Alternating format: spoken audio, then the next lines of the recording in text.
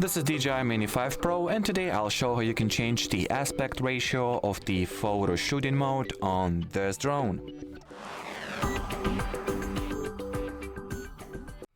So in the beginning you will need to make sure that your drone and remote controller are interconnected or paired, then enter the camera view or the flight view, launch settings by tapping at those three horizontal dots to your top right, which you can barely see, so fix that for the next video.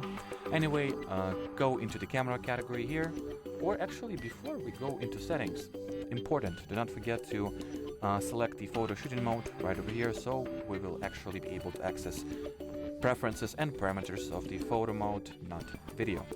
Anyway, here the second option you can change is aspect ratio, which you can switch between 4 to 3 or more.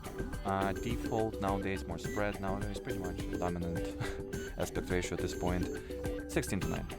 And well, as far as this video goes, that'll be it. So thanks for watching and bye bye.